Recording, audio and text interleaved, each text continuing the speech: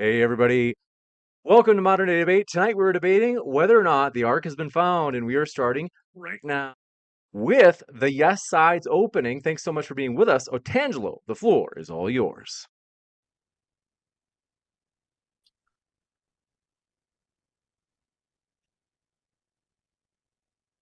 You can screen share when you're ready, Otangelo.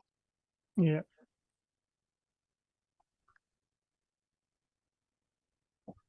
Ready to go? Okay, was Noah's flood a real event or just an ancient myth? Today, we know of hundreds of flood stories from every culture in every corner of the globe. One of the most stunning evidences that Noah's Ark is real history is coded into the Chinese language. The Chinese word for large ship is composed of three other words, 8 persons boat. What we know about mitochondrial DNA of humans fits the 7,000-year timescale and explains the 3 haplogroups. Genetic studies have confirmed the recent ancestry of humans, which is evidence that we all descend from Adam, Eve, and Noah's family. All humans are 99% identical in their genetic makeup. By comparing the mitochondrial DNA of 147 people from 5 different ethnic groups, researchers have found that all the individuals analyzed were descendants of the same female lineage. That is, they all had the same original mother. Thus, they confirmed that all humanity descends from the same woman who was the first Homo sapiens, and they called her mitochondrial Eve. We also have geological evidence of Noah's flood. The pre-flood geographical environment was drastically different than after the flood. Axel Heiberg Island and Ellesmere Island in the Canadian Arctic have been discovered to harbor the remains of a vast array of prehistoric animals and vegetation. Recently, giant camels have been found up in the north. There is evidence that there was a vast forest. In 2017, news reported the secular science community has no viable answers to explain remarkable finds like these. Yeah, Otangelo, I hate to interrupt, but just to be sure we're on the same page, that tonight's debate was for whether or not the Ark was found. This seems more like a case for the flood having happened.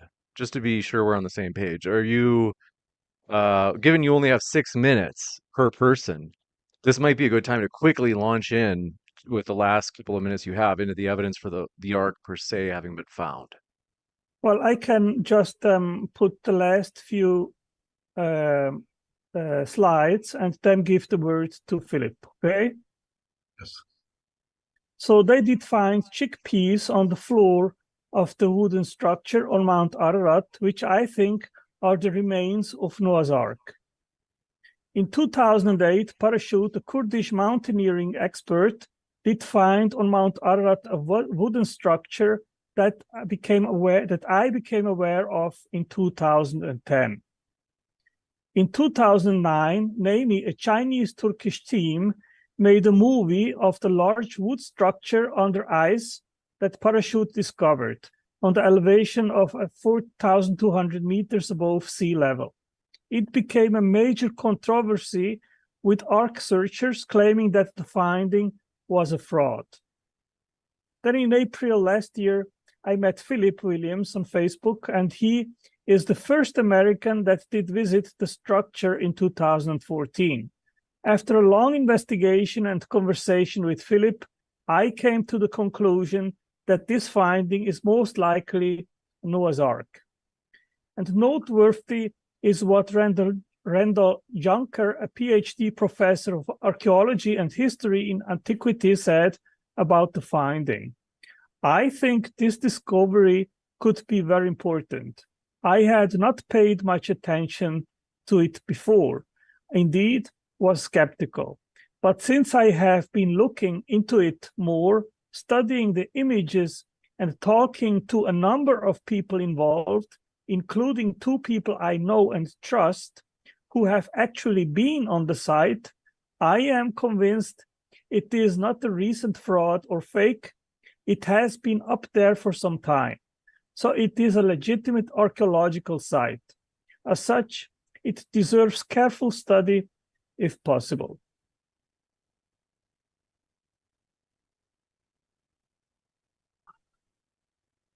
We'll kick it over to Phillip for his 6 minutes as well. Thanks very much, Phillip. The floor is all yours. Okay, very well. Let me see if I can switch this to my, yeah. And then I need, there we go.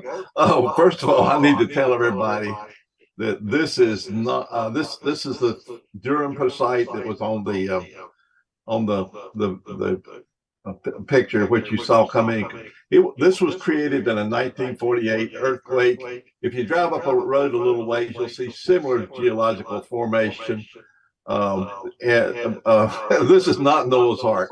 Now, the good thing about this, it's got the attention of the culture, the government of Turkey, that there's a lot of interest in Noah's Ark in the site. So now, One thing, just to be sure that I yes, think that the audience won't be able to, like I mentioned, if we use the screen option that you chose, it's so pixelated that the audience can't read, or at least I can't read any of the text. So you'd have to read any of the text that is on screen out loud for the audience, just to be sure you know that. Okay, let me try a share screen then. Let's see where we go. And all right.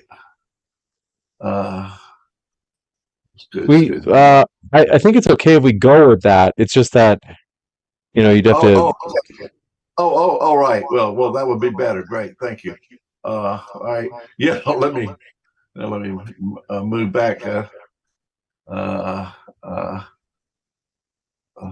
Get rid of that now. Okay. Now, yeah. Well, here's one reason why that site cannot be Noah's Ark. But just to be sure, that we can't see I don't think we can see a presentation anymore. It's just mountains. Just mountains, right? There's just mountains, right? And you don't see some text on the mountain? No, not on my side at least. I just see I think it's like the background. Oh, okay, now we see some text. Well, I need to move this where you can.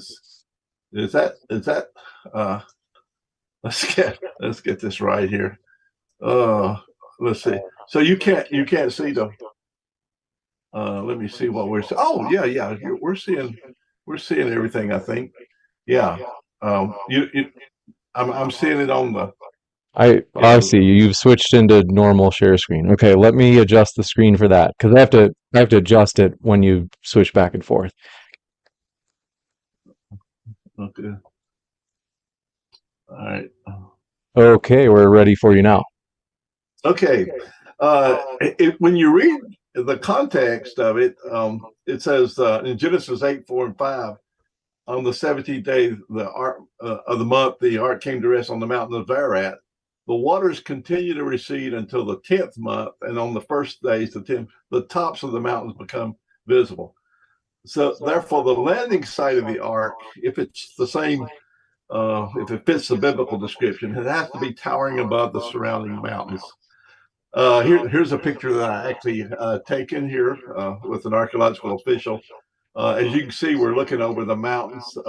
In fact, this is the one tiny place on the large Earth's surface that would correspond to the resting place of Noah's Ark that's in the Bible.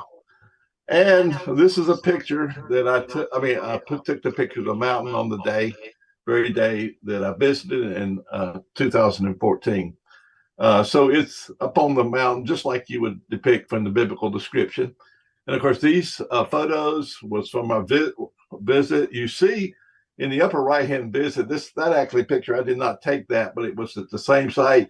You see the back wall has a black coating on it. The inside timbers, of course, were not exposed to the water. They did not need that black substance or pitch.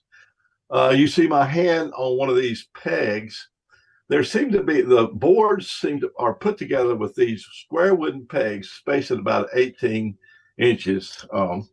Now, of course, this was in November 2014 when I visited it.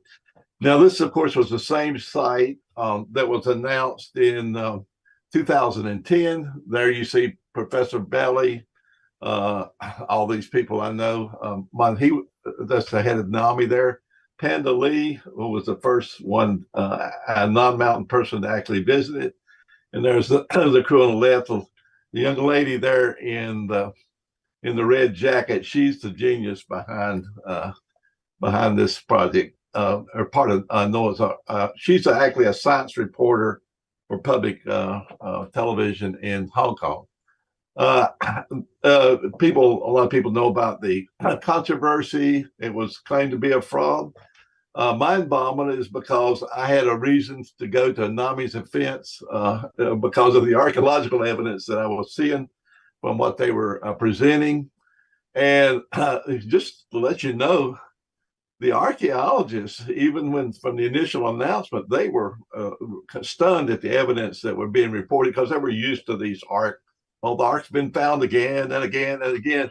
But here's one where they were actually seeing evidence. But NAMI was a media organization, and they didn't understand the business of archaeologists.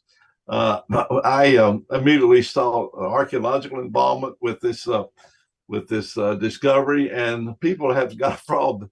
All these ark searchers, I know several of them, they don't want archaeological involvement. But you need to know that this team, from the very beginning, wanted the archaeological involvement. They did not know how to do it. In fact, the ASOR is the name is actually the same name. This is one of the most prestigious archaeological organizations in the world, especially regarding the ancient Near East, where this site exists.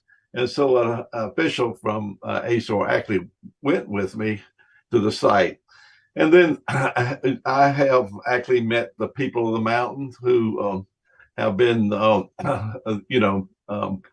protecting the site for centuries. And of course, we're not a bunch of Indiana Jones type of ark searchers. We work with the authorities, with the Turkish Ministry of Culture. We work with, there's been several archaeological conferences associated with.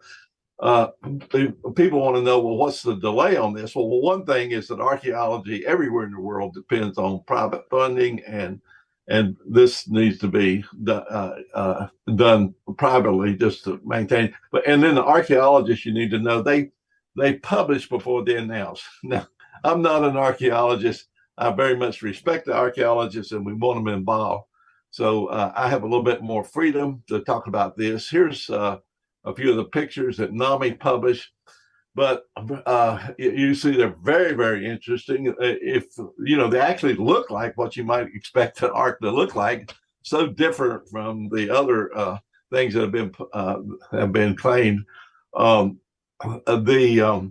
Now, but here's something though. If this is Noah's Ark and it's up here on this high mountain, that means that the historical sciences have to be profoundly mistaken. Now, in my work, coming from a scientist, I expect, every innovation I did, the current theory was wrong. So that's the way science advances, by testing falsifiability, not by confirming what it already knows, because that's what it knows is generally keeping it back from advancing. Now, here's a classic picture of the ark, and I want you to look at those people that are drowned. Now, this is something that the creationists have neglected. How about the people that were drowned by the flood? And of course, you're talking about people. You're not talking about geology, like you mostly hear associated with this with the flood. But you need archaeological context. So that's been my work for a long time. In fact, when I was retired back in 1990, I went to work searching for. I was a system scientist. I worked with complex systems, and I realized you can be looking into evidence and not recognize what you're actually looking at. But I thought, well, there was a flood. These four things happened. One, people disappeared from the earth about sometime during the third millennium, if the biblical date of the flood is correct. Then we should see another secondary migration or worldwide migration. Then, yeah, okay. Then there's four things. I'll just to let you know, determined that most of the prehistorical burials or actually here's where you see something or actually evidence of flood. And then I traced this back, the book I published in 2010. And then if this is matching the arc, what I traced, and we've got to find here. And this is the recent book I wrote to help the archaeologists understand the archaeology of the site. Just to let you know, there's three narratives. This is the mainstream narrative that you will know how the man began as a hunter-gatherer, and then of course there's agriculture began in the Fertile Crescent after the Ice Age, and then this is not my narrative, the flood narrative, which is you're more familiar with. It's mostly a fish-killing flood, and I've got just because we have that 12 minutes for the openings total, I do have to kick us over just because. Okay, I will stop right here. We're able to go out of the share screen, and then I can switch it back over to the main screen. But want to say, folks, first, if it's first time here at Modern Day Debate, want to say welcome, and we hope you're welcome no matter what walk of life you are from, whether you be Christian, atheist, you name it. We are glad that you are here. And we're going to do a couple of housekeeping things. As you can see on the bottom right of your screen, Creation versus atheism. We'll be debating Leo live and in person at DebateCon 4. This is our fourth conference. You don't want to miss it. Let me just adjust my audio. I know I'm just bouncing all over the place. Sorry, guys. You don't want to miss it. This is going to be a huge debate. You can find the tickets for that event Saturday, November 4th in Dallas, Texas, in the description box. So check out the description box right now for those tickets, as well as we have crowdfund, which you can see on the right side of the screen, in order to raise funds for this coming conference. You don't want to miss it. Check out the link for the crowdfund in the description box as well. With that, we're going to come over to Mike and Ember. Thanks so much for being with us. The floor is all yours. What do you want, Ember? You me first or you first? I can go first if you either or. Yeah, cool. Yeah, no worries. All right. Okay, so to demonstrate that this is the real ark, we first need to establish that there was a real ark. If there was no biblical flood, then even if this turns out to be a 4,000-year-old boat, and that would be a remarkable find to be sure, it couldn't be Noah's Ark. We also need to consider whether Noah actually existed. If no Noah, once again, we just have a really old boat at best. But in fairness, if we can rule out this wreck of a ship on the basis of what's there, then we don't need to dive deep into the religious flotsam of floods and fictional figures. So let's start there. What are we looking at? There are dozens of supposed real Noah's Arks in the world. Like religions, they can't all be true, but they can all be false. So which one are we looking at today? For the purposes of my pre-written opening, I'm assuming we're discussing the same ark as the last time Phillip and Otangelo argued this case. The NAMI site, that would be Noah's Ark Ministry International, or the movie sets built by Amit Artogral and Associates for a Chinese film. The sets were made from wood, weren't connected to any structure or really anything more than facades, and have since been swept away by the glacier they were built into. We know all that because the people who built the sets were angry Amit lied to them about the purpose of the construction, so brought Dr. Don Patton, a creationist geologist who had been working with NAMI until he discovered other fraud in the organization, to the site where they themselves had carried the wood and built the sets, and gave him samples of the wood they used, which, predictably, is modern. Of course, Phillip has stated he's visited the site himself in 2014 with an unnamed archaeological official. Yet to date, no peer-reviewed papers from Phillip, nor this official, nor any other archaeologist I can find have been published.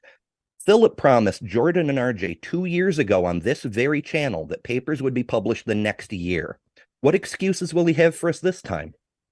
He has published a slideshow of his visit, though, where you can see the glacier in the process of reclaiming the sets, as well as get a look at some of the lumber used in the construction, which, as Phillip himself points out, and I quote, it looks almost like modern timber. And as Otangelo notes, you can see the marks of the machining.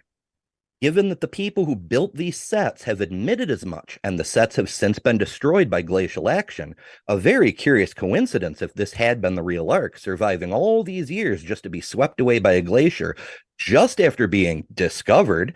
How can we possibly demonstrate that this is a real ancient boat? How can we demonstrate that this place has the actual Ark and not the Derupenar site or some other location?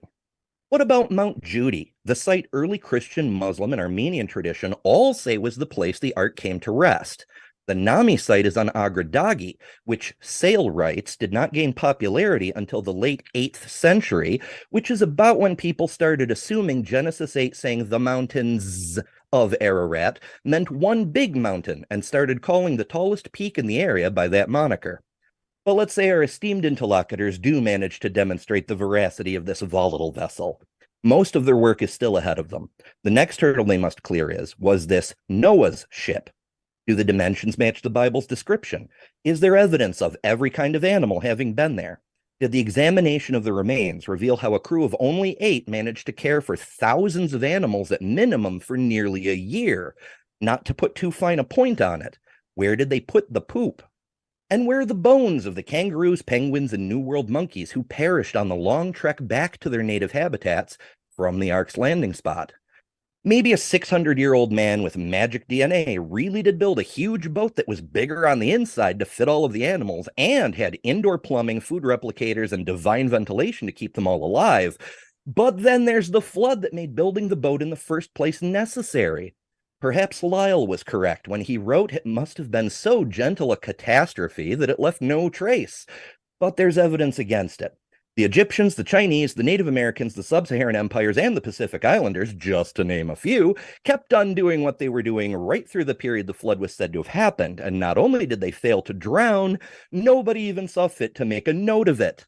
And so we have no reason to accept this or any site as the legendary Ark. Because if the flood is a fish story and the man is an allegory, then it should be quite surprising to find the ship alone anchored in rock-solid reality.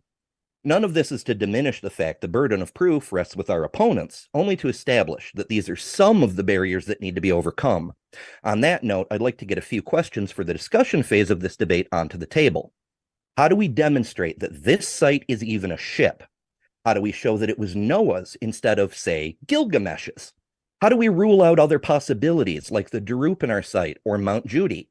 What are the falsification criteria that would convince you that this isn't Noah's Ark? That'll do for now. Thank you. Thank you very much. Mark, the floor is all yours. Thank you very much. And I want to thank Ember, Otangelo, and Phillip for being here. Thank you, James, for hosting, and thanks to Modern Day Debate for putting this on. My presentation was really largely around the Derumpa site. So I'm kind of I thought my opening was irrelevant, but you know I will go into it because I did look at Nami. I just didn't think that anybody would possibly believe that was the actual site of Noah's Ark, considering the circumstances surrounding it. As Ember pointed out, we have to have some kind of falsification criteria. And the fact that NAMI, the Noah's Ark Ministry International, was actually doing a Noah's Ark exhibit at the time in Hong Kong leads a lot of skepticism to why they didn't publish any findings scientifically and why they only did media press releases. This suggests that they were just doing a publicity stunt to draw people to their exhibit that they happened to be doing at the same time. Now,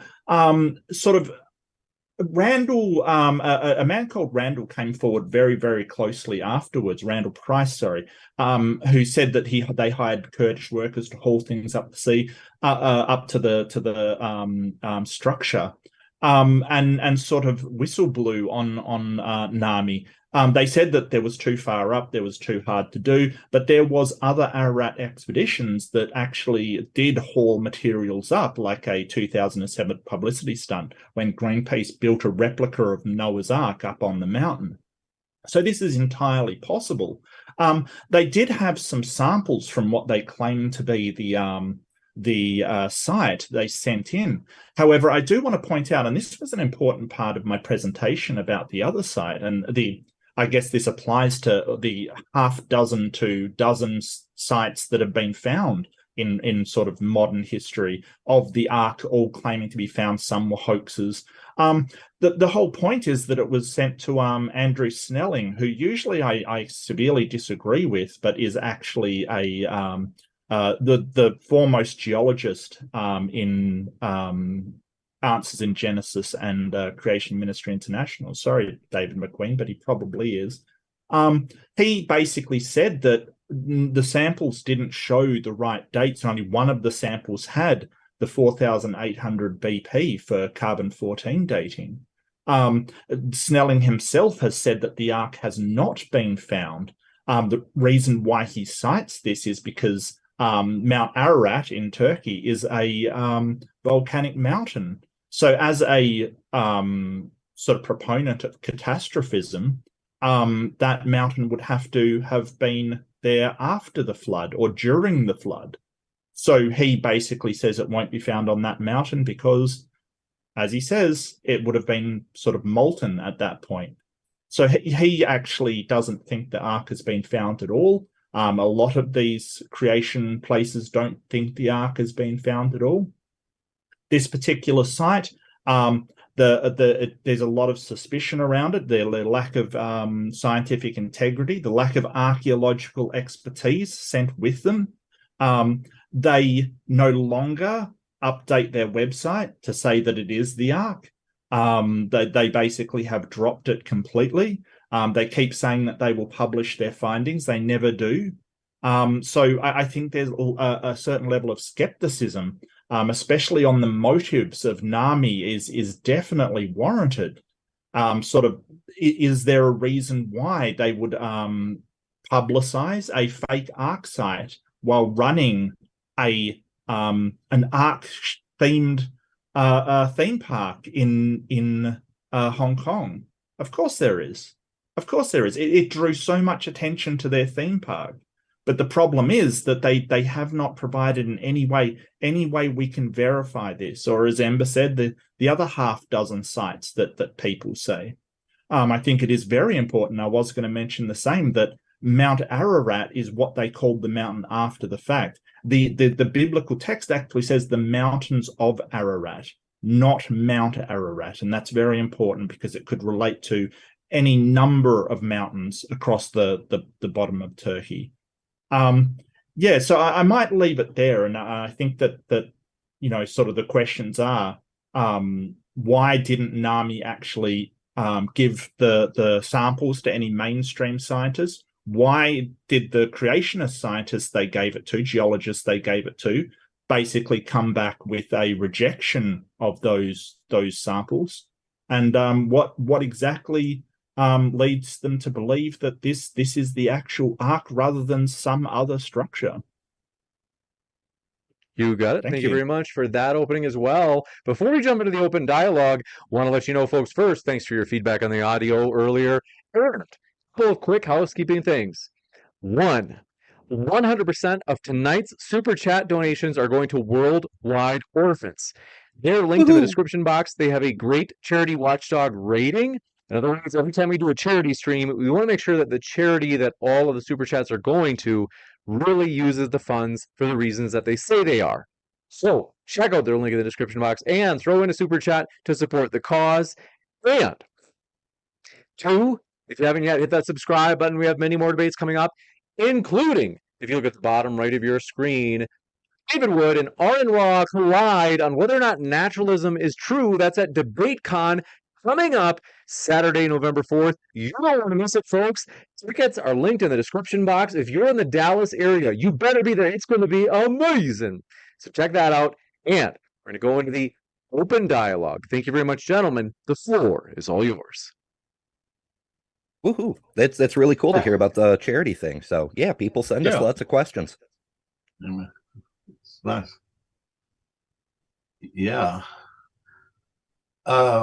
You want us to the responders? By the way, I answered some of the questions, but I recognize, Mark, that you thought this was about the Durenper site, and then some of those, of course, have already answered. But typically, there's in these debates, there's just a whole these debates over the flood been going on for many, many centuries, and so there's a whole list of questions, and they're just all tossed out there.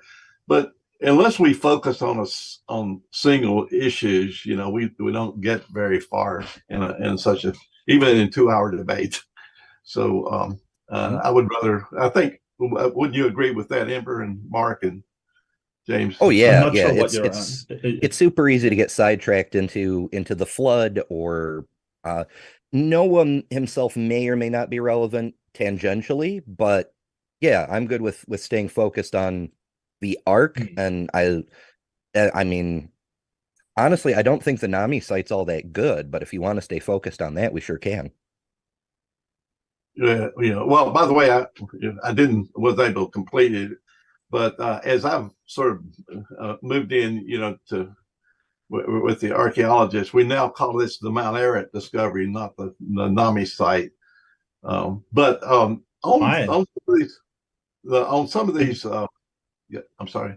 Didn't Nami find it? Like, wasn't it? No, Nami did not find it. Nami did. Ahmed Ertugrul found it, but this is a site that the people of the mountain have always known about. But on some of these charges that were made, and I'm surprised to see you quoting this Randall Price, a prophecy expert. He's not an archaeologist, and you quote him as an expert. And you would never quote these gentlemen that you mentioned that supposedly debunked it in any other course. And you mean Randall Price, the archaeologist that Nami hired to verify the site? He's never been an archaeologist. According to Nami, he is. Well, Nami's the photo of the Nami team includes Don Patton, geologist, David McQueen, geologist, and Randall Price, archaeologist. But they're labeled that way by Nami. As scientists, I work with mainstream scientists. I don't work with those. Andrew Snelling's radiocarbon dating. If it dates to the proper date of the 4800 BP, it conflicts with his radiocarbon dating. So it's dated much too.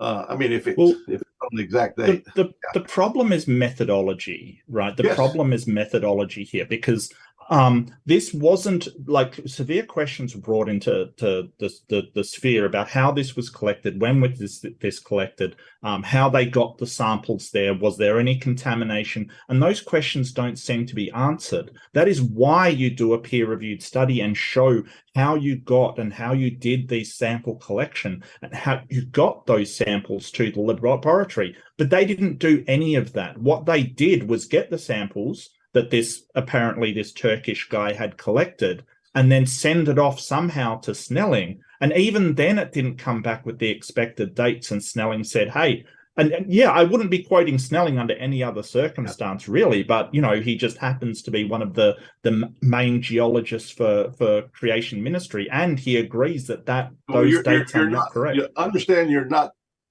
speaking to a creation ministry. I speak the language of mainstream science. Okay. Well, it's just if anybody had a reason. Let me ask you this. Yeah, these charges were made. The source of these charges were never identified. They came from an anonymous source and from a rival arc searching team. Now, why would you give, on basis on either of those, why would you give that credibility? Well, no, it came from Randall Price. He was the senior archaeologist for Arc Search LLC expedition Randall Price would not give the source of those charges. What do you mean the source? He was working on that particular project. What do you mean? I don't. He would not identify who gave that information that this was a made-up site. And in fact, Otangelo did some investigating on that. Yes, actually, when I hear it in 2010 about that finding of the Ark, first, of course, I was enthusiastic, but then suddenly came up these claims that this was a film movie set. It was staged. It was fake. And I basically dropped and I believed these stories. And then when I met Phillip on Facebook and actually started to investigate his story, then that catched again my curiosity, and I wanted to know what actually is the truth about this story. And I actually have two long conversations recorded, one with Tom Patton and the other with Murad Sahin, which is a businessman I don't remember the city nearby Mount Ararat. Right. So first I had a 1.5-hour talk to Tom Patton, and he was not able to provide one shred of hard, verifiable evidence of these claims that this was a fake staged movie set on Mount Ararat. He was not able to give me any concrete evidence. And then I called to, I talked to Murad Sahin, and he was even worse. It was just hearsay. Oh, I heard it from people, and just vague hearsay stories. So both were unable to back up their stories of the movie set. And I also wrote to Randall Price. He didn't even get back to me. So that's basically from that side of these stories that this was made up. I have not seen any verifiable evidence, pictures, photos of people bringing that wood up to the mountain. The claim was that this was ancient wood from ships at the Black Sea that was brought to Mount Ararat to build up this stage. All these stories, I verified them, and I have not seen evidence which would actually back up these stories. So well, I am very much up to believe that it is a movie set. If someone is able to actually provide that kind of evidence that would be necessary actually to then believe that this is a movie set. And we are talking not about just one site, but as I understand and heard, that this is a ship which is broken up in two parts. So it's not just one wooden structure, but for what I understood is that it was on the top of Mount Ararat until the 1800 or something like that. Then there was an earthquake, and the structure came down in a crevasse during that earthquake, broke up in two parts, and then remained in two parts on that crevasse. And it seems, well, just one second, Otangelo, you keep going from point to point to point to point to point. You're gish galloping. Okay, so let us address some of that which you're saying before you go on to yet another point. Okay, so you're saying there's no evidence that it's a movie set. There's no evidence it's the Ark either. That's the problem. Now, this is a guy that was hired and worked consultancy as the leading archaeologist for the place that discovered it. This is the problem you have. Okay, and just because he doesn't get back to you when you sort of question him on it, I wouldn't blame the guy if he just wanted to leave the whole thing behind him, because it's kind of embarrassing being associated with an organization that he claims has, brought all this material up there. So it's kind of strange that on no evidence whatsoever you're prepared to say, hey, it's not a movie site, but on no evidence whatsoever you're prepared to say it's the Ark. I might also add as well that NAMI only had sort of very few photos of it. And they also said, hey, a mysterious force stopped our photo equipment from working, our video equipment from working, kind of thing. All of these things add up to very little evidence for this claim.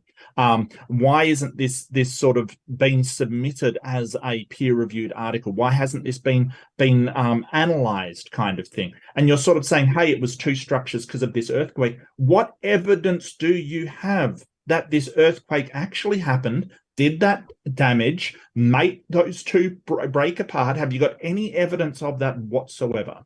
Yeah, it's great that you're skeptical of the movie set, but having the same skepticism towards the art claim would be really cool. Yeah. Let's give a chat. By the way, you've ignored what I said, and that NAMI, admittedly, their media organization They didn't understand Yes. archaeology. They made all types of mistakes. They didn't know how to do that. That's why I got involved. And so I mean, so yes, all that information, but just to let you know, Randall Price was never willing to meet with Parachute or Panda or me. Several Dr. Norm Geisler, who appeared with me on Fox News with this in 2015, they were never willing to be cross-examined or they wouldn't make their charges. They would only make them to other people. What they would not make, they would not agree to meet with us and then make their charges. I did address that, though. I did address that.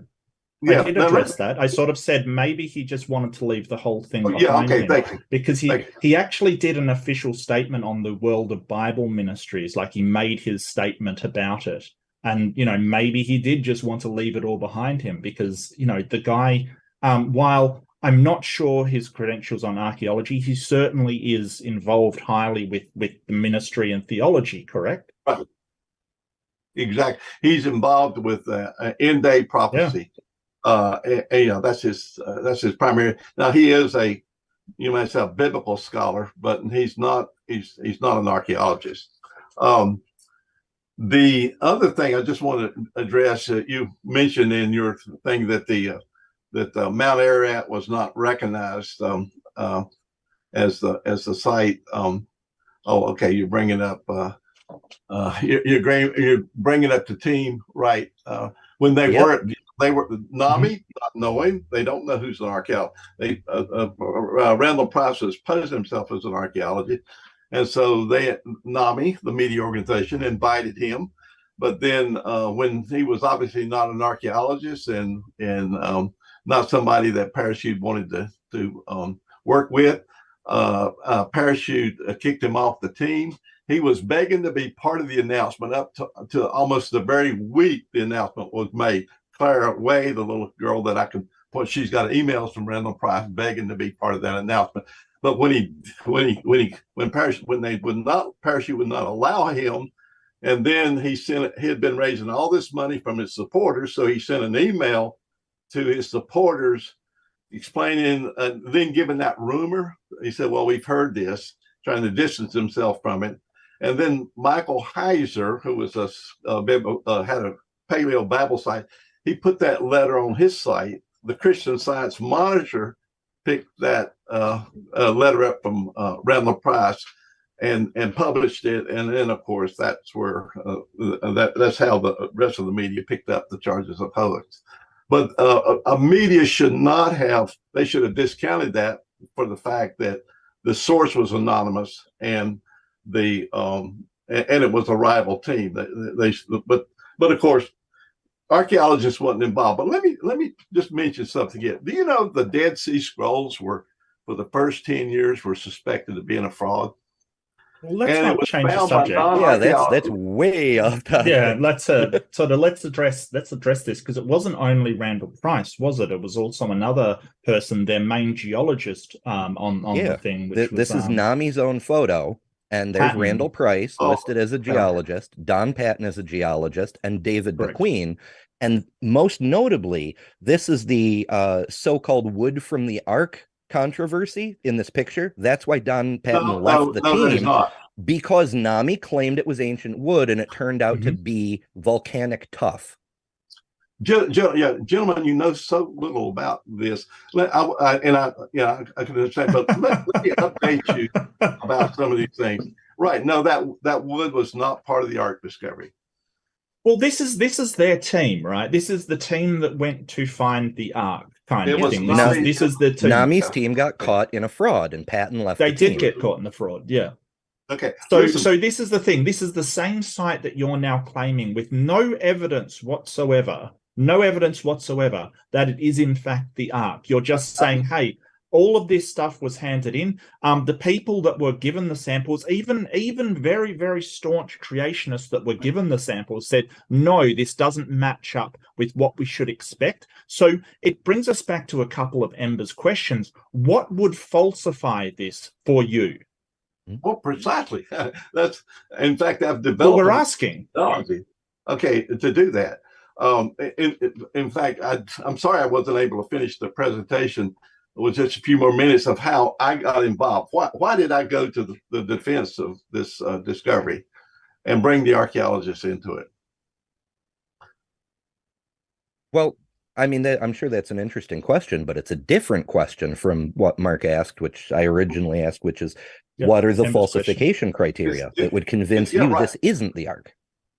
Well, right. Well, you know, there's several things were general, you know, like the mountains of Mount Ararat not being the place of the site until the 8th century. You said, I mean, this you've been reading about this and you hear these types of things, but Josephus in the 1st century writes against Alpion that it's located at the highest part of the mountains of Ararat. So that would actually put it exactly where we found it. Well, the Bible doesn't say Mount Ararat. It says the mountains of the mountains of Ararat. But please, did you not listen to my presentation? I did listen. Yeah. Got to be, it's after another 6 weeks, the tops of the surrounding mountains were visible. Now, obviously, if you got some little logic about you, it's got to be at the highest place for the surrounding mountains to be covered. They can't. I mean, if you're there and you can't see a mountaintop, you've got to be higher than all the mountaintops except where your ship landed. Yeah, so Josephus, I don't really see him as a very... some of his stuff is reliable, some of it isn't. And that's the problem with Josephus. There is stuff that we know that was not written by him, that was made up in his writing. So he isn't the most reliable source ever. He certainly isn't reliable when it comes to the resting place of the Ark. You were just talking about how, like, sort of people wouldn't name their sources, so you don't have any first source. Well, Josephus certainly wasn't around when the Ark landed, and he would not, like, he may talk about stories, but this is kind of, if basically it is true what their own people said, Nami's people said that they hauled these things up there, then of course it's going to be reflective of where people say it is, kind of thing. Okay. So right. Yeah. What I'm not hearing from you is any falsification criterion. I'm going to hold your feet to the fire over this one, Phillip, because I asked a direct, straightforward, straight up question. What would falsify it? And we've got nothing but, well, Josephus says it's in the right place. In contradiction to what the Bible says about it, notably. What? Wait. Yeah. What's in contradiction to what the Bible says about it? The Bible says the mountains of Ararat. Even if Josephus does say it's the volcano Agradagi, then that's not the same as what the Bible says. Do I have to repeat this again? The very next verse, when it says it lands at the mountain on the mountains of Ararat, it says it took another 6 weeks for the water to go down, for the tops of the surrounding mountains to be visible. Now that, if you've got some logic about you, that puts it on the top of Mount Ararat. Do you understand the logic?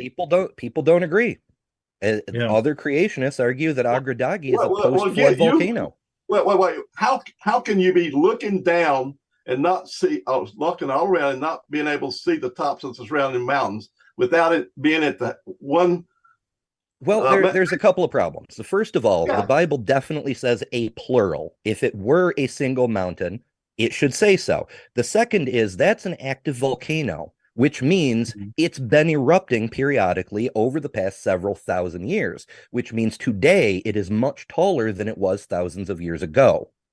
Yeah, I think it has grown some. That's why we have all these earthquakes. By the way, the earthquake in 1848 the historical records are there. No scholar, no one involved, no geologist doubts that there was an earthquake in 1848, and that's when the people in the mountains say that the ark slid down in the glacier, that it was encapsulated, and that's when it broke. Do you have a source on that story? Let me go back. Let me go back now. Listen, I think you've got. You're not an engineer or scientist, but surely you can understand when you're looking around and you can't see the tops of the surrounding mountains. In fact, the water's got to go down for another 6 weeks before you can see the top of the surrounding mountain. Don't you understand that that puts it on the top of the highest mountain in their area? No. I think you're missing what we're saying. So do you follow catastrophism? Is that something you subscribe to? Oh, mainstream science subscribes to catastrophism nowadays. No, it doesn't. Mainstream science does not at all. Have you never heard about the dinosaurs? Look, I don't want to get distracted. I want to be able to ask my questions here, right? So if catastrophism is true, then the volcanic rock that makes up that particular mountain, Mount Ararat, as it's called today, that would have to have happened after the flood, correct? Listen, that's what the the creationists like Snelling and them, that's why they've been opposed to this site on the Mount Ararat, because the mountain sits on the top of their flood evidence. The same reason why they want to see the pyramids not built before the flood, because the pyramids sit on top of the flood evidence. I'm sorry, the pyramids were built before the flood. Yeah, according to me, yes. Interesting. Because if the flood destroyed everything, that creates a bit of a problem for there being pyramids from before the flood, or Göbekli Tepe for that matter, which is also in Turkey, not that far from Wat Dat Dee. Yeah. By the way, I just have a few more slides, and if you could see this, you understand. I have a completely different narrative than the creationists have. It is a worldwide flood. It is more like the flood of the Bible. It's exactly like the flood of the Bible, but I am not a young earth creationist, please. Okay. And you're used to, and it's not your fault. You're used to the meaning of that, but I work in mainstream science and mainstream archaeology. In fact, some of the scientists that work on the Dead Sea Scrolls have been working on this project. Okay. Well, they're good. They're very good at radiocarbon dating, by the way. I'm not sure, but are you familiar with tuff and tuffite? Yeah, you mean volcanic tuff? Yeah, sure. Do you know how tuff forms? Well, right. That, by the way, that was volcanic tuff that they had there. Right, exactly. Right. That's my point. Do you know what happens when water hits tuff, like while it's being formed?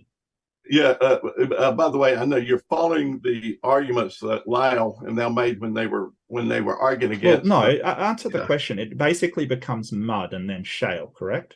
Yeah, sure. Yeah. So that means that mountain, while it was forming, was never underwater, right? Or the tuff would not form. The mountain is an ancient mountain. So tuff is volcanic rock that's been compressed, volcanic ash, that's been compressed. If basically that is submitted to water, it becomes mud, essentially. Tuff doesn't form.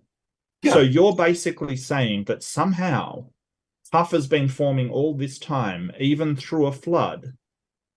Hey, is this mountain a volcanic mountain? Wouldn't you expect to find tuff? Yeah. But I wouldn't expect it to be underwater.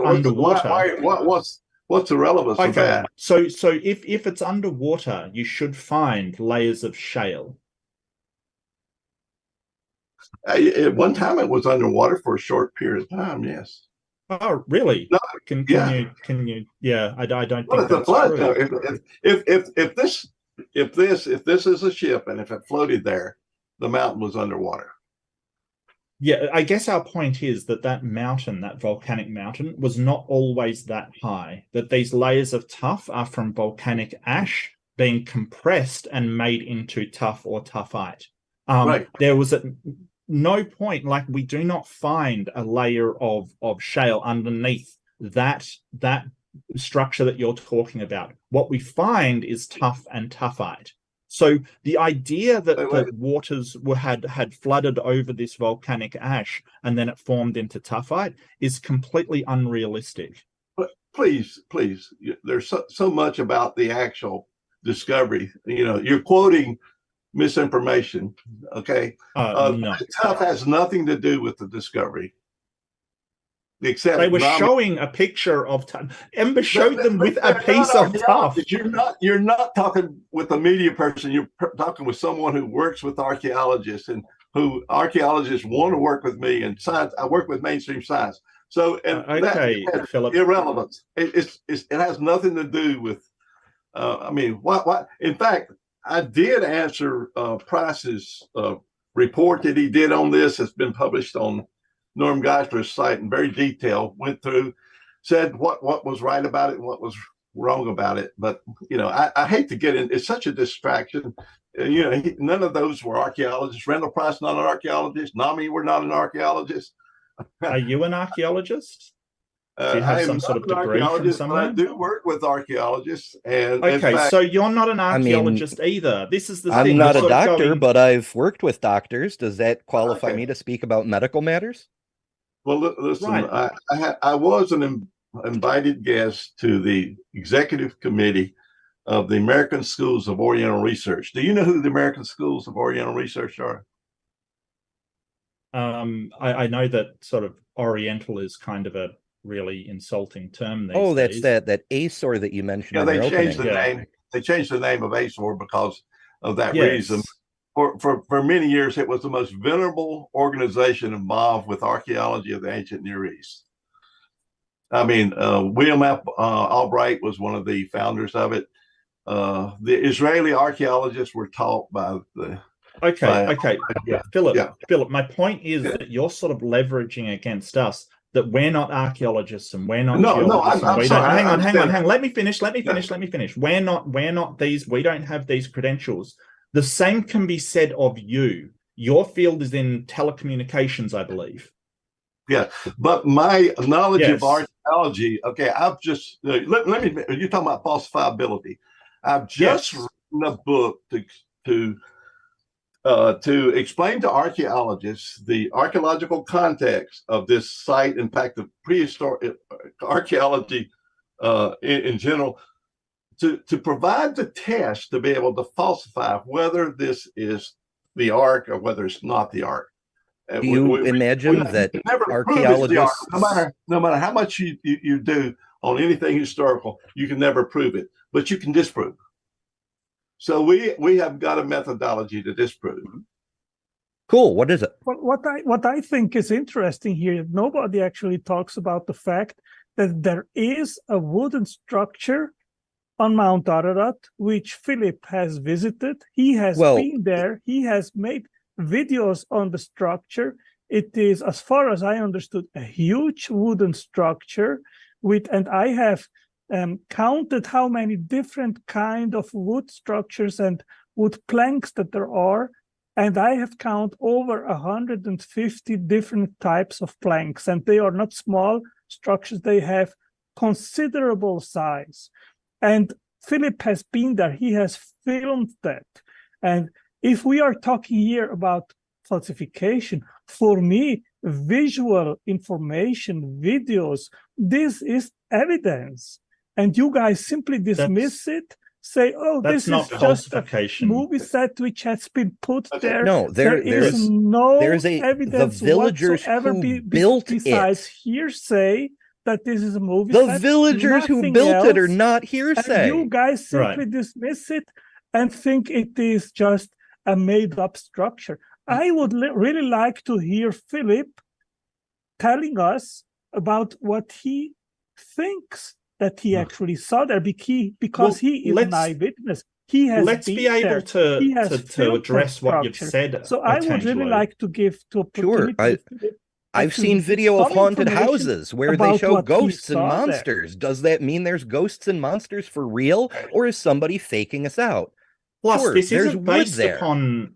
This isn't based upon nothing. For a start, hang on, no. I got to address what, Otangelo says stuff and then wants to move onwards. We're not moving onwards. I'm addressing what you're going to say, Otangelo. We're not just going to flick past it and ignore it. So the first claim was kind of falsification. When you said falsification, what you said is there's evidence for it. That's not what falsification is. Falsification is what would disprove it. What would be the criteria for showing this thing is not. If you could demonstrate, well, just let me finish. brought So that wood so up when you there to say the hill, when to you the say there's mountain, evidence for it, when to you say, make a hey, movie I've set, seen that would actually Otangelo, certify seriously? that it is not a real structure, One a sec, wooden just so, because structure. there's too much. People can't hear either side if there's too much. Yeah. Yeah. Listen, I know this. Can I I talk? know. Yeah. Well, Well, I want to finish saying what I was saying.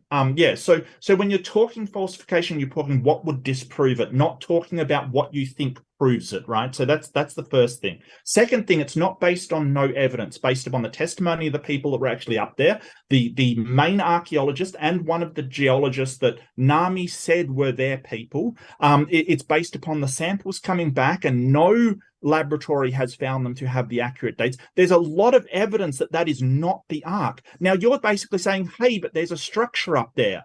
Sure, there's a structure up there. How do you tell it's the Ark? Okay. All right. Can I speak a little bit here? Sure. Okay. I recognize that NAMI was not an archaeological organization. Of course, I'm not an archaeologist, but I know archaeologists. Okay, and the archaeologists, they don't know what this is, but they recognize that it's not a recent fabrication. How? Well, to start Who with, has said that? Can you cite somebody? Yeah, I can cite the archaeologist, the official from ISOR who went with me. When in fact they said, just a matter of intelligence. How do you fabricate surface rod on timber? How do you, if you can recreate this as a movie set when you take them and then cover it up like Randall Price and Don Patton changed? That means that you've got to. The only way you could actually fabricate this is you've got to build the ship up on the mountain. Then you've got to push it off and create this great wreckage that exists on the mountain. Do you though? And do you though? Okay. How much? Well, how much of the wreckage did you personally see? Like 100 feet worth? Like you don't have to build the whole boat. Right. Well, there's several sections. Okay. No, I only saw one of the sections of it. I could see I could see a level below me, and I could see a level above. In fact, the video. I don't know if you've seen the video that Garrett Alton did, a photo video with my words and my photographs. It's gotten over 6 million views, and it's impressive what you see there, and the amount of wood, and the construction of the wood. Now let's talk about this looking like new wood. You want to talk about that? Well, I'd like to address that wood. Okay, so but Randall Price said that they got it from an old structure near the Black Sea and then hauled it up there, basically. So when you're saying, hey, it's got wood rot, it's like, well, if it was pulled from an old structure, of course it would have wood rot. You're expecting it to have, like, if they got it from fresh from the mill kind of thing, and that's not what anybody is saying. So it is not unexpected if they did get it from an old structure, as Randall says, that it would have wood rot on it. Okay, basically, Randall Price. I've read his reports more thoroughly than any of you. Okay. He basically says it's recreated each time because they have to hide it. They have to take it down. They build this movie set and then they take it down. Just the amount of work involved in this, and when you look at this, just the structure I've visited, I question. I mean, the archaeologists that don't give this any attention. They just question the intelligence of someone who could actually believe that. And plus, you're basing this on an anonymous source from a rival archaeological team. No, and you're not suspicious. And you're not suspicious of that. Here. How could it be an anonymous source if you know it's from a rival team? Showing of people bringing up wood up on Mount Ararat to construct this site. How is it possible that they make this claim and there is no evidence whatsoever that this is a place which has been constructed by construction workers. This is heavy wood, which has to be bought. It has to be brought to the mountain. Where is the evidence? There is that claim, and it is just a claim. Don Patton, in 1.5 hours of conversation, wasn't able to bring me one kind of hard evidence that this claim is true. Murat Mahin, even worse. He just said that he heard it from other people. So my question is, if you guys believe that this is a movie set which was staged, I want to see the evidence for this claim, because until now I have not seen it. Well, okay, first of all, that's totally aside from the point, because whether or not it's a movie set, that is a separate question from whether or not it's the Ark. But as to those particular points, Don Patton produced his own video where he went up to the site, which is no longer accessible because the glacier moved, brought there by the people who told him they built the set. If you believe the Bible, which is based on testimony, then the fact there's people alive today giving testimony that you could go there and talk to yourself if you want to, testifying they did this work, they built this thing, I don't see why there would be a problem with that. But more importantly, they gave Don a piece of the wood from the site that they used, and it is modern. He shows it in his video. No. And this isn't testimony from just anybody or random people. This is testimony from the head archaeologist on that expedition and from one of the geologists on that Who was the archaeologist? Who was the archaeologist? Randall Price, apparently. He's not an archaeologist. By the way, Don Patton's, the site they visited was not at the same elevation of the site. This is the problem. They went to the wrong place. This is the problem. Part of your evidence for this being the Ark was that the people that found it so magnificently were terrible at what they did that they didn't even get an archaeologist for it. You're sort of claiming that an archaeologist will back you up on this. You're claiming ASOR will back you up on this. ASOR isn't standing behind this as the Ark, are they? Well, nor any archaeologist. I'm sorry, I couldn't finish. It's really very bad that I didn't finish the explanation. First of all, we can't do any test on this site until it's under archaeological permission.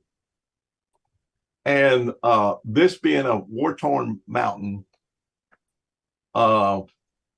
they have never given archaeological permission for a site on this mountain. There's security reasons. Now, that might not be the case, but this has to be done properly. By the way, there has been peer-written articles on this. I've written one, and Dr. Can you cite it? Yeah. It's in. There's been a number of archaeological conferences held concerning this, and these will be did. But let me move on. Right now, why we can't do these? In fact, NAMI got in trouble by doing what they did because they did not. Antiquities laws are pretty severe, and we followed them. To exactly because we would lose our everything if we didn't. You cannot break laws. There was a gentleman. I forgot what his name is. He presented it at one of the ASOR meetings. Joel Klink. He was an archaeologist, a Harvard trained archaeologist, but he had broken some laws, and so he's tossed out of the project based on that, or at least the ASOR felt like that he did that. But right now, I can show you why I went to the defense based on my archaeological work, and I've written a book to provide the methodology to determine a test that would falsify this. This is not Noah's Ark. and no matter how much you do, anything historical, you cannot prove it. I mean, you can always speculate something else, no matter what it is. You can speculate whether Caesar really crossed the Rubicon. You were talking. I gave you Josephus. Yeah, I'm glad you reminded me of that. Probably no more referred to when you start tossing out, and then you've tossed out everything, and you can prove nothing, and you can know nothing about history, because if somebody's made a mistake, you toss it out, and you can find reason for tossing out evidence. I mean, if you want to do it that way. So that's not the way it works. But you do want things. You do want to test. You do want testable criteria, and that's what I work. Do you want to go on to Josephus or me? Yeah, I'll just mention Josephus real quick. I did look that up while Mark was on about volcanic tuft, and what Josephus says is that, quote, there's a great mountain in Armenia over Menneus called Baris, upon which it is reported that many who fled at the time of the deluge were saved. So Josephus says the mountain is called Baris. What are you reading in Armenia? What are you reading? That's Antiquities 93. All right, well, that's not what I'm quoting. You need to go to against Alpion. Yeah, the Associates of Biblical Research says that Josephus identifies the mountains of the Baris as being in Armenia and the land of Urartu. And another name for the land of Ararat, which is not the same as Mount Ararat in Turkey. Well, wait. You need to go to Josephus actually wrote another book, one of my favorites of his, Against Alpion. There's where you will find the statement that it is at the highest part of the mountains of Armenia. And you don't hear that quoted. Just because you read a book from biblical scholarship, like the term. Is Mount Ararat the highest mountain in Armenia? Yes, sir. In fact, it's the highest mountain in the ancient Near East.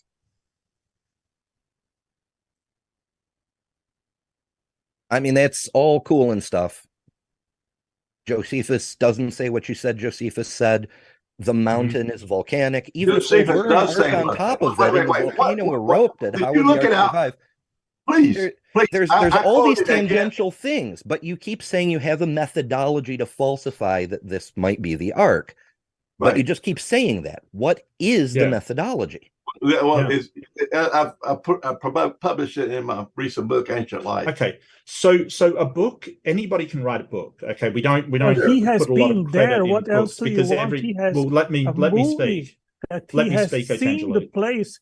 What more do you guys want? Well, it's falsification not enough criteria. It's not enough to see a place and say it looks like this. Let me speak. Let me speak, Otangelo. Otangelo, to be fair, Otangelo, hold on, Otangelo. He did let you speak, and you asked a question, so I just want to give Mark a chance to answer that question.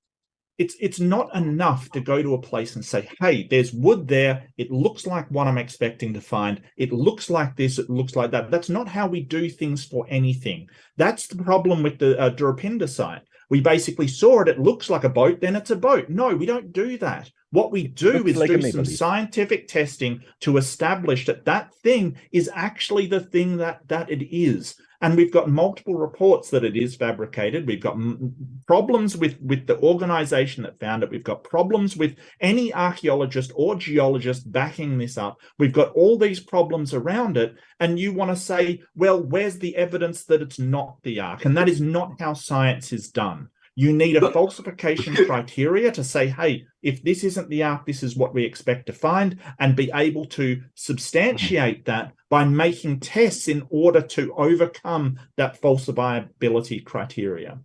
Excuse me, science is not done by the way you're talking, but taking unidentified report. You said multiple reports about this. Would you provide me those multiple reports saying that this was a fabricated structure? Yeah, but I've named the people that did the reports. I can find their sort of public declaration. Are you serious? We've just been talking about it. Yeah. Well, there was a report done. Randall Price did a report. The only one I'm aware of. Yeah, But you said he multiple did a reports. statement. Yeah, but science does not use anonymous sources. I never said it should. Unlike the Bible.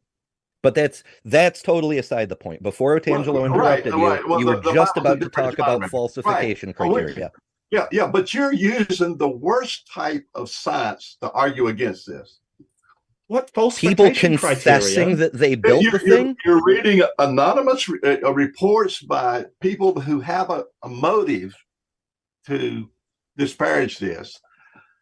Okay, Philip, you've got a hypothesis. Do they? Should if it they're have anonymous, a what's their motive? falsification? Should it have a falsification criteria? Yes, I have one. Yes, and what is it?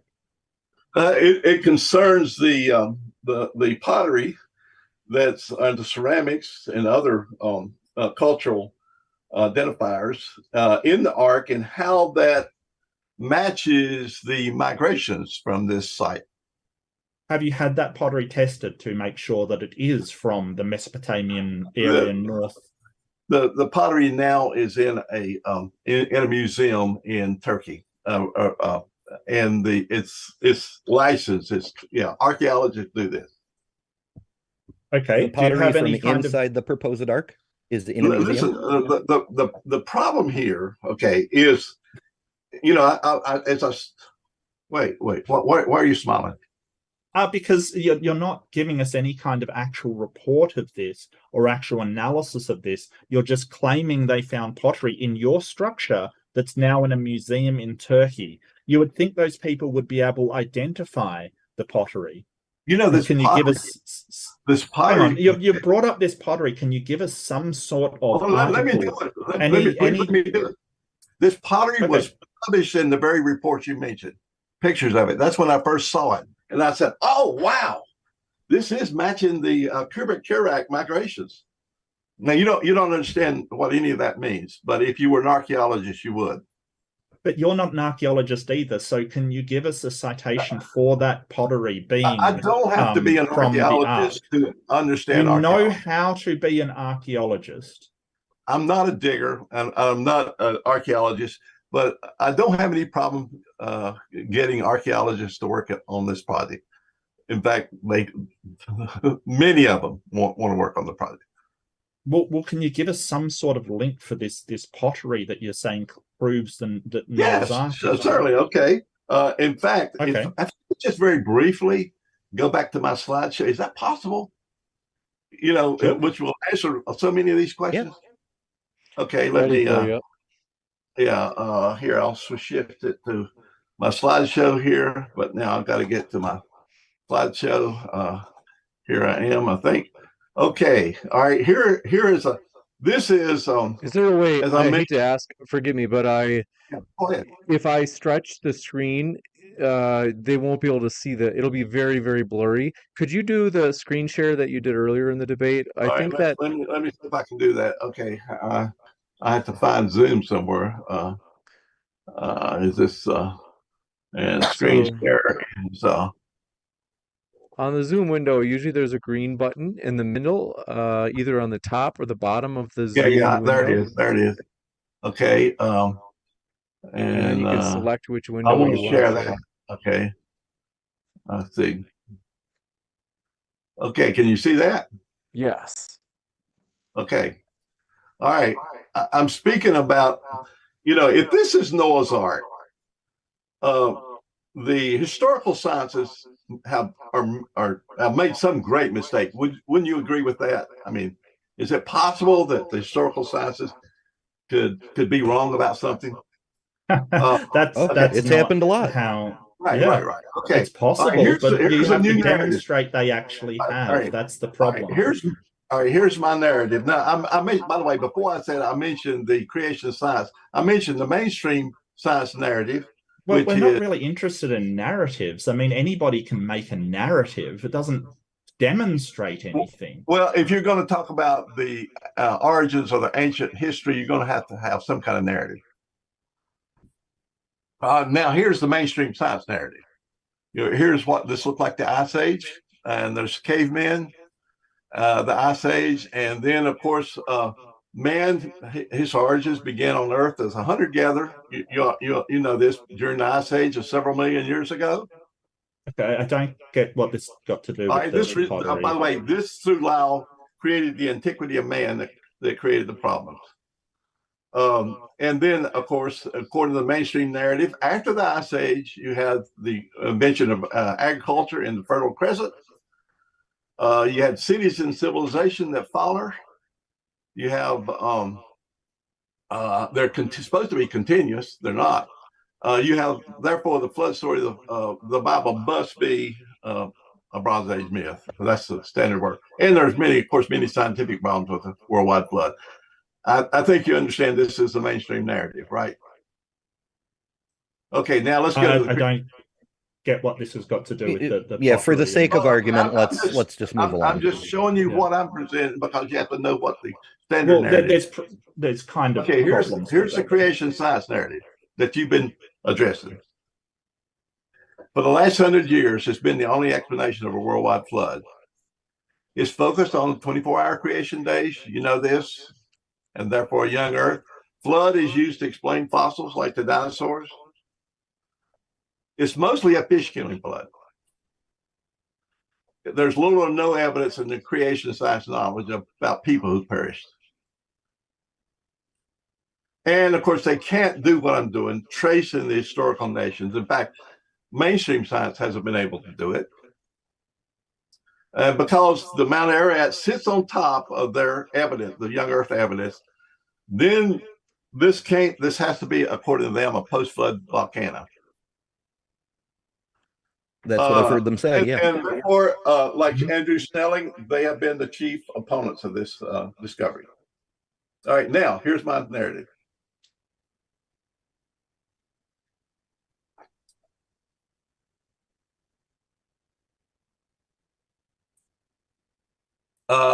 First of all, of course, it's new. According to me, there never was an ice age. Okay, I feel this is really irrelevant to what we were discussing. Yeah, creation. I don't know. It's and you're kind of running off the rails from point one. Okay, well, you'll see why I'm having to present this. The geological evidence that's been presented as the ice age is actually the evidence of the flood. In fact, it was regarded by the geologists as the flood. This is your catastrophism, the diluvium. The American Journal of Science was based on diluvium geology, in which there was a worldwide flood. And whether it covered all the mountains, there was not complete agreement. Now, according to my narrative, there was actually no rain during this period. There was a different type of water hydrological cycle. Now, if you think about this as connected with the Ice Age, there was obviously something different in the Ice Age, whether even if you don't agree with my narrative. But according to my narrative, human civilizations across the world perished in the flood. And so were these megafauna, these mammoths, and some of them, they disappeared only about the time of the flood. But on all continents, by the way. And I can trace historical nations from Mount Ararat. I've written a book on them. We can possibly confirm that this discovery is likely Noah's Ark if these migrations are matching. If we could show that the historical nations came from this mountain, we can show this. Yeah. So just to let me finish that. Here. I'm not finished. Well, okay. Yeah, this has got nothing to do with it, but we know that. Yes, it does. It does. You must listen if you want me to answer your question. I can give you, Philip, I can give you a little bit to wrap up, maybe another 30 seconds, and then we're actually getting to the point where we usually, Philip, please, answer your question. Philip, I'm going to give you a chance to answer his question. It's me, James. I'm going to give you a chance to answer his question. I just want to give you a heads up that we usually do go into the Q&A in this last 30 minutes. So I do have to ask if you're able to maybe just give a quick, succinct, 30-second wrap up. It goes very fast, okay? But you look at what I'm saying here. What's called most of the prehistoric civilizations that have been explained as religious burials were actually from the drowning. The prehistoric men from the Ice Age to the early Bronze Age, the chronology, they're really kind of overlapping. They were not developed from archaeology layers. They were developed from anthropology. and projected on there. So mankind, I'm actually, even though I'm an old Earth, I'm showing that mankind has probably not been around more than about 6,000 years. Now, I have a more on the days of, this is the complete thing. I'll skip over this. But I just want to mention that the Bible was unique in teaching about a world without man. Other literatures, even during Enlightenment, when they believed they could not conceive of the world without man, but the Bible has it. Okay, I hate to do this, Philip, but we have limited time, and this is. All right, I hate to do we it. finished with it. Okay, but I just wanted to explain to you. I went to the defense of this because I saw the archaeology that was published in this report that was supposed to be disconfirming it, and I saw it matching the pottery that was leading from the ark, showing that the nations are really coming from this site. That's why I went to the defense of it, based on archaeological reasons, not based on only what I actually, from the evidence I actually saw. Now, that's so you saw it. Let me try to steal, man. You saw a photo of pottery that to you from the photo looked like other pottery that confirms this hypothesis you'd been brewing about a mixture of standard science and young earth creationism with young humans and a global flood. What does young humans and global flood have to do with it? Well, that was what I was wondering during your presentation. And I must say, just quickly, we can tell from genetics, from haplogroups. Haplogroup sort of L came from Africa, not from thing. And it's weird because you sort of mentioned in your introduction mitochondrial Eve, but mitochondrial Eve wasn't the Eve of the Bible. We know there were other women around at the time. That's just the female that all mitochondrial DNA leads to when you go backwards. It's interesting because chromosome Y Adam is at a completely different time frame. So they're just words used to describe something. So we know that humans did not originate in Turkey. We know that humans originated in Africa due to genetic haplogroups and the way those haplogroups diversify. Did you know we don't know that the population match a mix that the genetic clock goes in reverse? Well, I'm sorry. Well, I mean, that's what the science says about genetics, the way these. Yeah, the science very much doubts the out of Africa hypothesis. No, it doesn't. There are many new discoveries which put that in question. Well, you'll have to show me those one day, Otangelo, because I don't know any mainstream. Yeah, science I mean, I had it in my presentation, but I was cut off. So, yeah. This might be a good opportunity to go into the Q&A. I want to say, folks, a couple of quick housekeeping things. First, our guests are linked in the description. If you'd like to hear more, you certainly can by clicking on their links below. Also, as mentioned, if you have been living in a cave on Mars with your fingers in your ears and you didn't know, DebateCon, our fourth in-person debate conference hosted by Modern Day Debate, is in Dallas, Texas on Saturday, November 4th and Sunday, November 5th. You don't want to miss it. Tickets are on sale now. You can grab them down below in the description box. Also, there's a crowdfund. If you're listening from afar, you can help support the project as we have things like venue costs, and you can get, for example, a signed photo of your favorite speaker. You don't want to miss it. Check out that crowdfund linked in the description, and thanks for all your support on that. That crowdfund meter is shown on the right side of the screen in case you were wondering what that was. Now, for the Q&A, we want to move through these as fast as possible, and also want to say thank you, folks, and most of all, thank you very much to our debaters for making this debate possible. 100% of the Super Chats for tonight's debate are going to go to Worldwide Orphans. We'll post the link for the donation receipt, and that way you can match up the amount for the Super Chats, and that way we have that full transparency for the donation. We always want to have that accountability. So, folks, feel free to email me if you want to see the full receipt for the donation. I'm happy to send that to whoever asks. But we're going to jump right into it right now. Arsenio says, just show me the ark. Otangelo, he said, not the one in Williamstown, Kentucky. That is fake. I don't know about this one. Where's Williamstown, Kentucky? Are they talking about the ark encounter, or is that something else? No, that's not in Kentucky. I think somebody built a replica, like a small replica or something.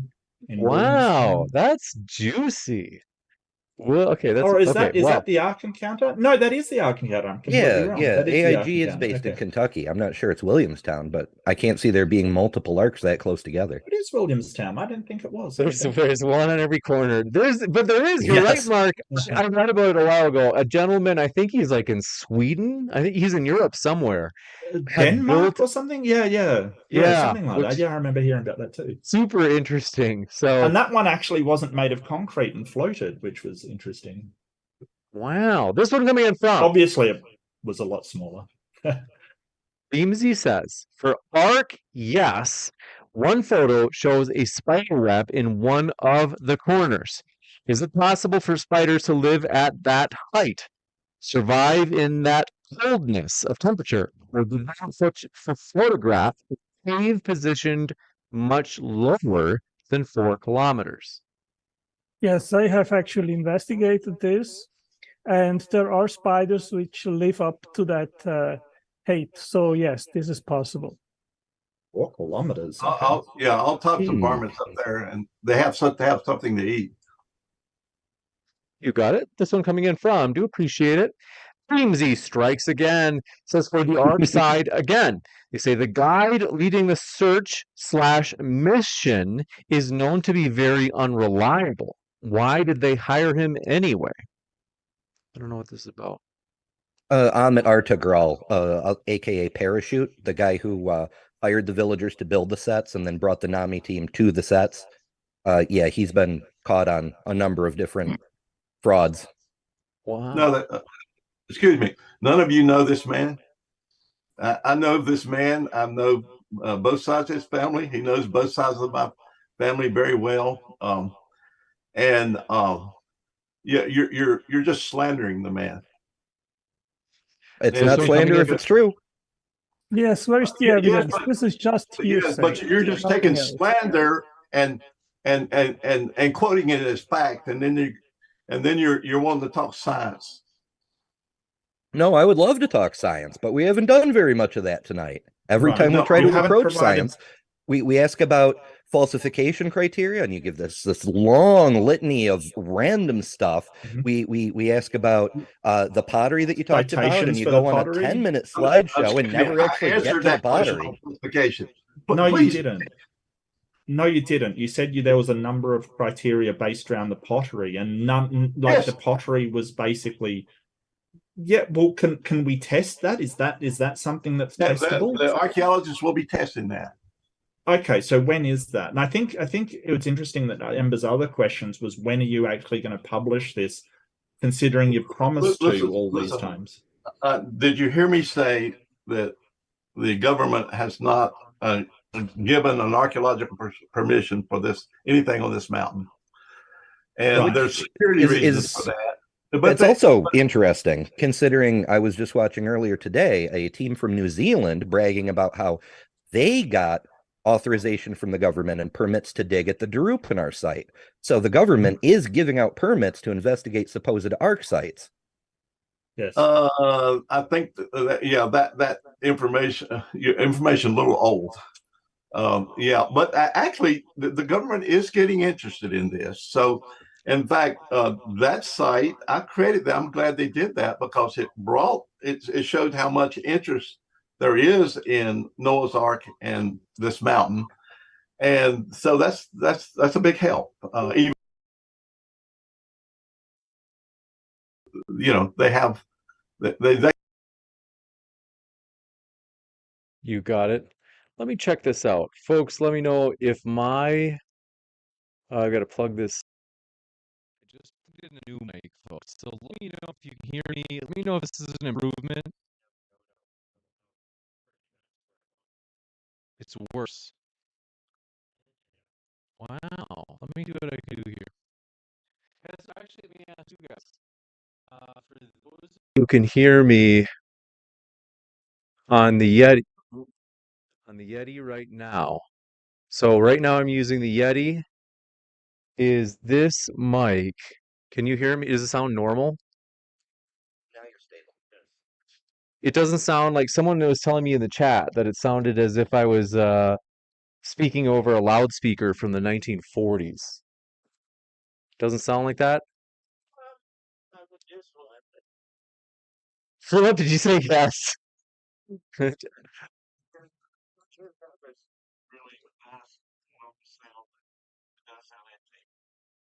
Weird. Let me see.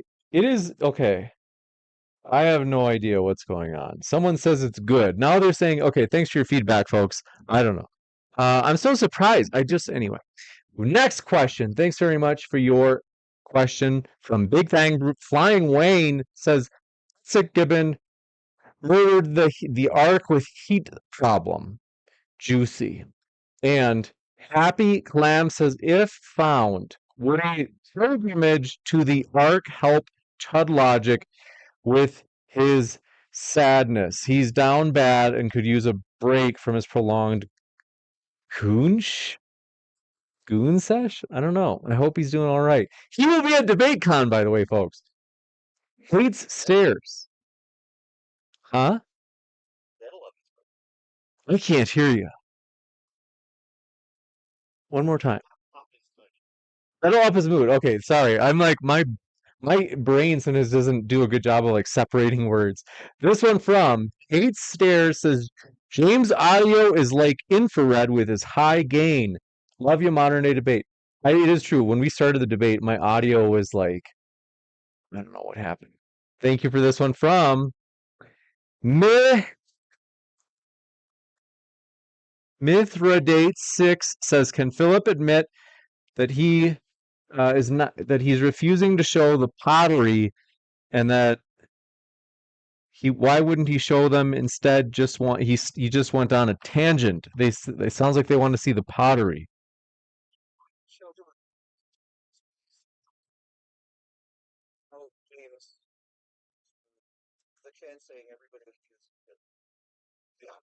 Whoa. Okay, let me just fix this. What? One sec. It is. I'm sorry about this. No, I know. I'm just saying they can't hear you. One sec. I just want to figure out. I don't know what it is. I don't know why the desktop audio all of a sudden vanished on me. I've never had that happen. Jeez Louise. Bear with me. Sorry about this, guys. I have no idea what is going on. Let's see. So how do I'm going to re-add it as an audio source, and pardon my interruption. In the meantime, folks, check out our guest linked down in the description box. I'm just adding in a new audio input, namely desktop audio. So let me look for that right now.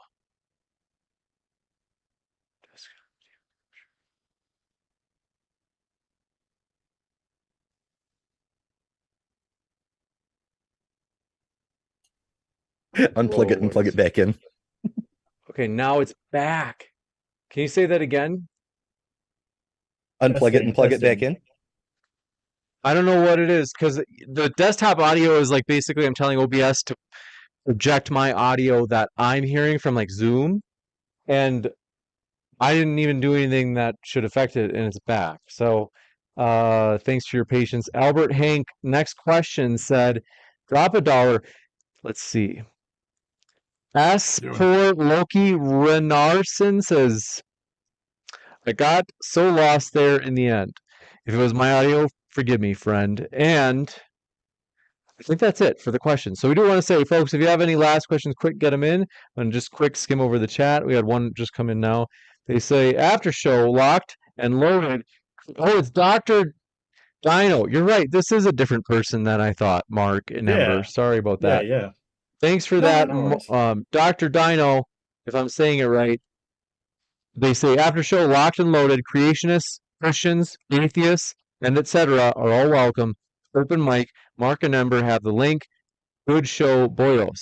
I'm happy to put that in the description box. So let me just throw that in there right now. That's who it was. Okay, Ember, if you have it, let me know and I can add that into the description box for people to check that out. Grab it real quick here. Making me do work. What's up with that? Thanks for doing that. They didn't share it in chat. Although I think it's because I don't know if people can share links in the live chat. I think YouTube It's either YouTube or our settings. I don't know if people are able to, but let me check. Beamsy says on the 15th of June, 2023, an archaeological expedition to examine the Ararat anomaly on the western summit at approximately 39 degrees 40 north, 44, etc. degrees, including artifact removal. Does anybody know what they mean? I don't know. It's not the site that I visited. You got I it. thought Nero the the Ararat anomaly Atheist. was the Nami Yeah, site. that's been the most popular site for the Ark on Mount Ararat, is that in that where you mentioned, but it's not the site that I visited or that NAMI reported. You got it. This one from Tap Team. Thanks for that feedback on the mic. I didn't mean to be peeking. So is they said your mic audio is great, not serviceable. Might want to check it sometime. I'll check that. This one coming in from Nero the Atheist said, excellent job, Mark and Ember. You guys got a fan for your team there. Then Nera's awesome. yeah, so want to say thanks, folks, for tuning in. That is it for the questions that I've got here. So I want to say thanks, folks, for tuning in. We're going to let our guests rest for the rest of the night. I want to say huge thank you, Otangelo, Phillip, Mark, and Ember. It's been a true pleasure to have you guys tonight. Hell yeah. Glad you so to much. have you back on the mic, James.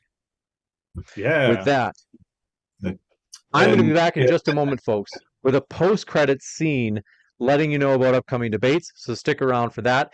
And thanks for watching, folks. Stick around. I'll be back in about 20 seconds. And one last thank you to our speakers. Thank you for watching, liking, and subscribing this video. And I want to give a big thank you to all the channel members whose support allows me to bring you more content like this in the future. Thank you so much, everyone.